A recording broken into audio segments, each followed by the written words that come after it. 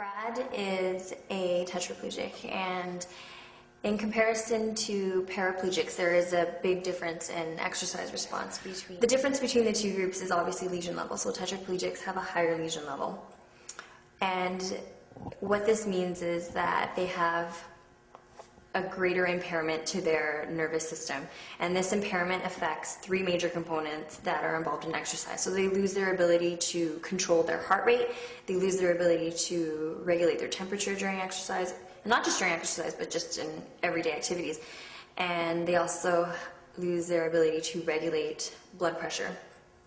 And so when they are exercising, losing control over these three things basically hinders their performance. If you take a look at an able-bodied person, or even just a paraplegic, when they're exercising, the ability to increase heart rate, what that means is that your heart is able to keep up with the amount of work that your body's doing. So when you're exercising, your heart needs to beat faster because you're using more muscle mass, and your muscles require energy. And in order to get that energy, the muscles require blood and oxygen. So the oxygen is delivered in the blood.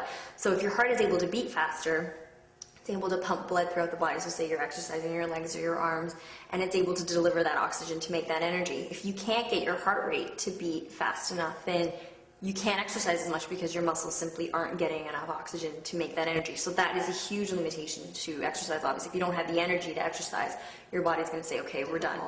And then in terms of blood pressure response, that is also inhibited during exercise. So usually, with an increasing heart rate, what happens is blood pressure normally increases as well.